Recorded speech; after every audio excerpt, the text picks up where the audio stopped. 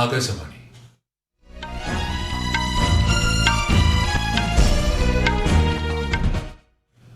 നമസ്കാരം. വാർത്തകൾ വായിക്കുന്നത് സുധീൻ സൈനുദ്ദീൻ.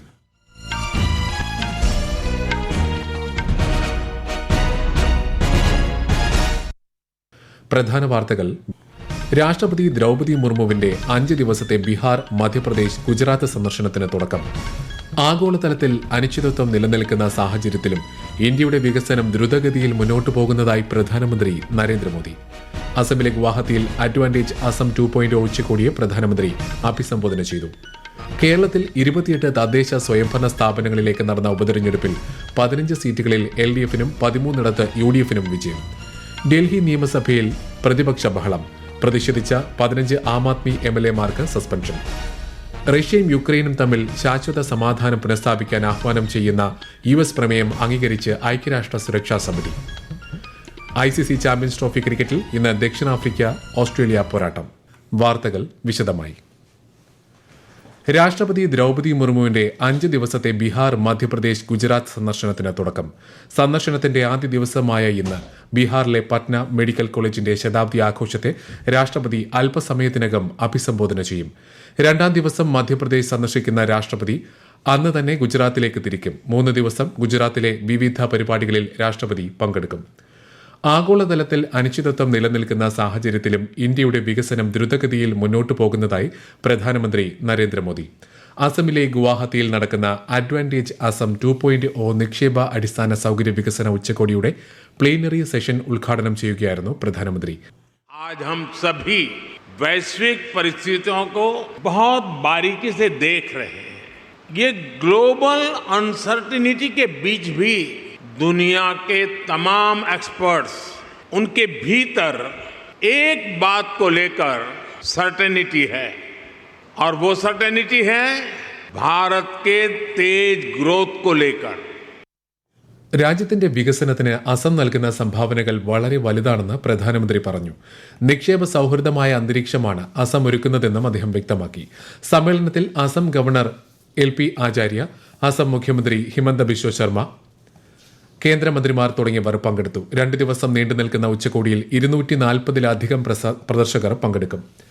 കരകൌശല വിദഗ്ധരുടെയും തൊഴിലാളികളുടെയും സമഗ്രമായ വളർച്ചയും വികാസവും പ്രോത്സാഹിപ്പിക്കുന്നത് ലക്ഷ്യമിട്ട് ഉത്തർപ്രദേശിലെ നോയിഡ ഹാത്തിൽ സംഘടിപ്പിച്ചിരിക്കുന്ന സരസ് ആജീവിക മേള കേന്ദ്ര ഗ്രാമവികസന മന്ത്രി ശിവരാജ് സിംഗ് ചൌഹാൻ ഇന്ന് ഉദ്ഘാടനം ചെയ്യും. ദേശീയ ഗ്രാമവികസന പഞ്ചായത്ത് രാജ് ഇൻസ്റ്റിറ്റ്യൂട്ടിന്റെ പിന്തുണയോടെ ഗ്രാമവികസന മന്ത്രാലയം സംഘടിപ്പിക്കുന്ന മേളയുടെ 5ാമത്തെ പതിപ്പാണിത്. സ്റ്റാറ്റിസ്റ്റിക്സ് മന്ത്രാലയം സംഘടിപ്പിക്കുന്ന innovate with GeoI stats data visualisation ഹാക്കത്തോണിന് ഇന്ന് തുടക്കമാകും. Data driven insights for Viksit Bharat എന്നതാണ് ഹാക്കത്തോണിന്റെ പ്രമേയം. നൂതനാശയങ്ങൾ സൃഷ്ടിക്കുന്നതിന് NSOയുടെ വിപുലമായ സ്ഥിതിവിവര കണക്കുകളുടെ ശേഖരം പ്രയോജനപ്പെടുത്താൻ രാജ്യത്തെ യുവജനങ്ങളെ പ്രചോദിപ്പിക്കുക എന്നതാണ് ഹാക്കത്തോൺ ലക്ഷ്യമിടുന്നത്. മാർച്ച് 31 വരെ MyGov പ്ലാറ്റ്ഫോമിലാണ് ഹാക്കത്തോൺ. ബംഗാൾ ഉൾക്കടലിൽ ഇന്ന് രാവിലെ ഉണ്ടായ ഭൂകമ്പത്തെ തുടർന്ന് ഒഡീഷയുടെ പല ഭാഗങ്ങളിലും നേരിയ ഭൂചലനങ്ങൾ അനുഭവപ്പെട്ടു. സമുദ്രനിരപ്പിൽ നിന്ന് 91 കിലോമീറ്റർ താഴെയുണ്ടായ ഭൂചലനം റിക്ടർ സ്കെയിലിൽ 5.1 തീവ്രത രേഖപ്പെടുത്തി. ആളപായമോ നാശനഷ്ടമോ ഇതുവരെ റിപ്പോർട്ട് ചെയ്തിട്ടില്ല. കരസേനാ മേധാവി ജനറൽ ഉപേന്ദ്ര ദ്വിവേദി ഫ്രഞ്ച് സൈനിക മേധാവി ജനറൽ പിയറി ഷിലുമായി ഫ്രാൻസിൽ കൂടിക്കാഴ്ച നടത്തി.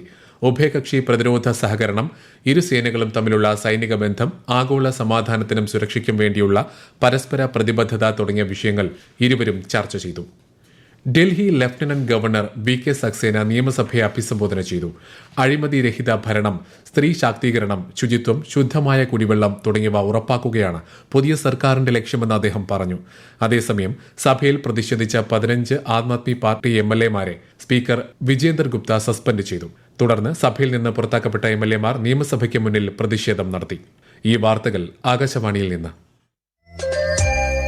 ആകാശവാണി വാർത്തകളും വാർത്താ അധിഷ്ഠിത പരിപാടികളും All India Radio news Thiruvananthapuram YouTube ചാനലിലും @ഓൾ India Radio news Thiruvananthapuram Facebook പേജിലും AIR ന്യൂസ് തിരുവനന്തപുരം ഇൻസ്റ്റഗ്രാം അക്കൌണ്ടിലും @AIR ന്യൂസ് TVM X ഹാൻഡിലും ലഭ്യമാണ്. കേരളത്തിൽ 28 തദ്ദേശ സ്വയംഭരണ സ്ഥാപനങ്ങളിലേക്ക് നടന്ന ഉപതെരഞ്ഞെടുപ്പിൽ 15 സീറ്റുകളിൽ LDF-നും 13 UDF-നും വിജയം, 3 മറ്റുള്ളവർക്കാണ് വിജയം. ആകെ 30 സീറ്റുകളിലേക്കാണ് തെരഞ്ഞെടുപ്പ് വിജ്ഞാപനം പുറപ്പെടുവിച്ചത്. കാസർഗോഡ് ജില്ലയിലെ 2 വാർഡുകളിൽ എതിരില്ലാതെ സ്ഥാനാർത്ഥികൾ തെരഞ്ഞെടുക്കപ്പെട്ടിട്ടുണ്ട്. ഇന്നലെ നടന്ന വോട്ടെടുപ്പിൽ 65.83 ആണ് പോളിംഗ് ശതമാനം രേഖപ്പെടുത്തിയത്. വെഞ്ഞാറമൂട് കൂട്ടക്കൊലപാതക കേസിലെ പ്രതി അഫാനെ ഇന്ന് ചോദ്യം ചെയ്തേക്കുമെന്ന് റിപ്പോർട്ട്. ഇതിനായി പോലീസ് ഡോക്ടറുടെ അനുമതി തേടിയിട്ടുണ്ട്. ഡോക്ടറുടെ നിർദ്ദേശപ്രകാരമായിരിക്കും പ്രതിയെ ചോദ്യം ചെയ്യുക. ആരോഗ്യസ്ഥിതി അനുസരിച്ചായിരിക്കും അറസ്റ്റ് നടപടികൾ. അഫാൻ മയക്കുമരുന്നിന് അടിമയാണോ എന്നും പരിശോധന നടത്തും. ഇൻക്വസ്റ്റ് നടപടികൾ പൂർത്തിയാക്കി മൃതദേഹങ്ങൾ മെഡിക്കൽ കോളേജിൽ പോസ്റ്റ്മോർട്ടത്തിനായി കൊണ്ടുപോയി. മനുഷ്യാവകാശങ്ങളുടെ സംരക്ഷണത്തിനായി എല്ലായ്പ്പോഴും ഇന്ത്യ സുപ്രധാന പങ്ക് വഹിക്കുന്നതായി വിദേശകാര്യമന്ത്രി എസ് ജയശങ്കർ. ജനീവയിൽ നടക്കുന്ന ഐക്യരാഷ്ട്രസഭയുടെ 58ാമത് സമ്മേളനത്തെ വെർച്വലായി അഭിസംബോധന ചെയ്യുകയായിരുന്നു അദ്ദേഹം. സമകാലിക ആഗോള യാഥാർത്ഥ്യങ്ങളെ പ്രതിഫലിപ്പിക്കുന്ന ബഹുമുഖ സംവിധാനം ആവശ്യമാണെന്നും ശ്രീ ജയശങ്കർ പറഞ്ഞു. There is a clear and urgent need for a multilateral system that reflects contemporary global realities, one that is better equipped to respond to modern challenges, and, in essence, one that is fit for purpose. Let me conclude by reaffirming India's steadfast commitment to the global promotion and protection of human rights and to ensuring their full realization for all people. റഷ്യയും യുക്രൈനും തമ്മിൽ ശാശ്വത സമാധാനം പുനഃസ്ഥാപിക്കാൻ ആഹ്വാനം ചെയ്യുന്ന US പ്രമേയം അംഗീകരിച്ച് UNSC. പ്രമേയത്തിന് അനുകൂലമായി 10 വോട്ടുകൾ ലഭിച്ചു. പ്രമേയം സമാധാന കരാറല്ല, മറിച്ച് സമാധാനത്തിലേക്കുള്ള പാതയാണെന്ന് യുഎന്നിന്റെ ആക്ടിംഗ് US അംബാസഡർ ഡൊറോത്തി ഷിയ പറഞ്ഞു. ICC ചാമ്പ്യൻസ് ട്രോഫി ക്രിക്കറ്റിൽ ഇന്ന് ദക്ഷിണാഫ്രിക്ക ഓസ്ട്രേലിയയെ നേരിടും. റാവൽപിണ്ടിയിൽ ഇന്ത്യൻ സമയം ഉച്ചയ്ക്ക് 2:30 മത്സരം. അതേസമയം ഇന്ത്യയും ന്യൂസിലൻഡും സെമിയിൽ സ്ഥാനം ഉറപ്പാക്കി. രഞ്ജി ട്രോഫി ക്രിക്കറ്റ് ഫൈനൽ നാളെ മുതൽ. ഗുജറാത്തിനെതിരെ ചരിത്ര വിജയം നേടിയ കേരളം ഫൈനലിൽ വിദർഭയുമായി ഏറ്റുമുട്ടും. നാഗ്പൂരിലാണ് കളി. രഞ്ജി ചരിത്രത്തിൽ ആദ്യമായാണ് കേരളം ഫൈനലിലെത്തുന്നത്. പ്രയാഗ്രാജിലെ മഹാകുംഭമേളയ്ക്ക് മഹാശിവരാത്രി ദിവസമായ നാളെ സമാപനമാകും. തീർത്ഥാടകർക്ക് ശിവരാത്രിയിലെ ചടങ്ങുകളിൽ പങ്കെടുക്കുന്നതിന് വിപുലമായ ക്രമീകരണങ്ങളാണ് ഒരുക്കിയിരിക്കുന്നത്. ക്ഷേത്ര പരിസരത്തും പുണ്യസ്നാനം നടത്തുന്ന സ്ഥലങ്ങളിലും ശുചിത്വം ഉറപ്പാക്കാനുള്ള നടപടികൾ തുടർച്ചയായി നിരീക്ഷിക്കുകയാണെന്ന് അധികൃതർ അറിയിച്ചു. കേരളത്തിലും ശിവക്ഷേത്രങ്ങളിലും ശിവരാത്രിയോടനുബന്ധിച്ചുള്ള ഒരുക്കങ്ങൾ പൂർത്തിയായി. ശിവരാത്രിയോടനുബന്ധിച്ച് കൊച്ചി മെട്രോ സർവീസ് സമയം ദീർഘിപ്പിച്ചു. നാളെ തൃപ്പൂണിത്തുറയിൽ നിന്നുള്ള സർവീസ് രാത്രി 11:30 വരെ ഉണ്ടാകും. വ്യാഴാഴ്ച ആലുവയിൽ നിന്നുള്ള സർവീസ് വെളുപ്പിന് 4:30 ആരംഭിക്കും. തുടർന്ന് രാവിലെ 6 മണിവരെ അരമണിക്കൂർ ഇടവിട്ട് സർവീസ് ഉണ്ടായിരിക്കും. രാജ്യത്തെ ഓഹരി വിപണികൾ നേട്ടത്തിൽ. ബോംബെ ഓഹരി സൂചിക സെൻസെക്സ് 234 പോയിന്റ് നേട്ടത്തിൽ 74,688-ലും ദേശീയ ഓഹരി സൂചിക നിഫ്റ്റി 31 പോയിന്റ് ഉയർന്ന് 22,585-ലും വ്യാപാരം തുടരുകയാണ്. സ്വർണ്ണവിലയിൽ വർധന. ഗ്രാമിന് 20 രൂപ കൂടി 8,075 രൂപയും പവന് 160 രൂപ വർദ്ധിച്ച് 64,600 രൂപയുമായി. തെലങ്കാനയിൽ തുരങ്കത്തിൽ കുടുങ്ങിയ 8 തൊഴിലാളികൾക്കായുള്ള രക്ഷാപ്രവർത്തനം 3ാം ദിവസവും ഊർജിതമായി തുടരുന്നു. തെലങ്കാനയിലെ നാഗർ കുർണൂൾ ജില്ലയിൽ നിർമ്മാണത്തിലിരിക്കുന്ന തുരങ്കത്തിന്റെ ഒരു ഭാഗം തകർന്നു വീണാണ് അപകടമുണ്ടായത്. ദേശീയ ദുരന്ത നിവാരണ സേന, സൈന്യം, തദ്ദേശ സ്ഥാപനങ്ങൾ എന്നിവയുടെ നേതൃത്വത്തിലാണ് രക്ഷാപ്രവർത്തനം നടക്കുന്നത്.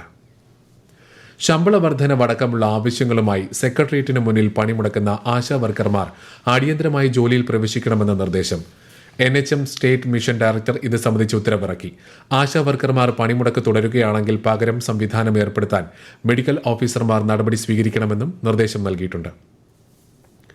റഷ്യ യുക്രൈൻ യുദ്ധവുമായി ബന്ധപ്പെട്ട ഐക്യരാഷ്ട്രസഭയുടെ പൊതുസഭയിൽ അവതരിപ്പിച്ച പ്രമേയങ്ങളുടെ വോട്ടെടുപ്പിൽ നിന്ന് ഇന്ത്യ വിട്ടുനിന്നു.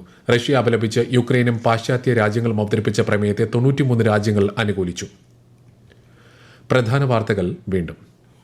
രാഷ്ട്രപതി ദ്രൗപദി മുർമുവിന്റെ 5 ദിവസത്തെ ബീഹാർ, മധ്യപ്രദേശ്, ഗുജറാത്ത് സന്ദർശനത്തിന് തുടക്കം. ആഗോളതലത്തിൽ അനിശ്ചിതത്വം നിലനിൽക്കുന്ന സാഹചര്യത്തിലും ഇന്ത്യയുടെ വികസനം ദ്രുതഗതിയിൽ മുന്നോട്ടു പോകുന്നതായി പ്രധാനമന്ത്രി നരേന്ദ്രമോദി. അസമിലെ ഗുവാഹത്തിയിൽ അഡ്വാൻറ്റേജ് അസം 2.0 ഉച്ചകോടിയെ പ്രധാനമന്ത്രി അഭിസംബോധന ചെയ്തു. കേരളത്തിൽ 28 തദ്ദേശ സ്വയംഭരണ സ്ഥാപനങ്ങളിലേക്ക് നടന്ന ഉപതെരഞ്ഞെടുപ്പിൽ 15 സീറ്റുകളിൽ LDF-നും 13 UDF-നും വിജയം. ഡൽഹി നിയമസഭയിൽ പ്രതിപക്ഷ ബഹളം. പ്രതിഷേധിച്ച 15 ആം ആദ്മി MLA-മാർക്ക് സസ്പെൻഷൻ. റഷ്യയും യുക്രൈനും തമ്മിൽ ശാശ്വത സമാധാനം പുനഃസ്ഥാപിക്കാൻ ആഹ്വാനം ചെയ്യുന്ന US പ്രമേയം അംഗീകരിച്ച് ഐക്യരാഷ്ട്ര സുരക്ഷാ സമിതി. ICC ചാമ്പ്യൻസ് ട്രോഫി ക്രിക്കറ്റിൽ ഇന്ന് ദക്ഷിണാഫ്രിക്ക ഓസ്ട്രേലിയ പോരാട്ടം. വാർത്തകൾ കഴിഞ്ഞു. അടുത്ത വാർത്താ പ്രക്ഷേപണം വൈകിട്ട് 6:30.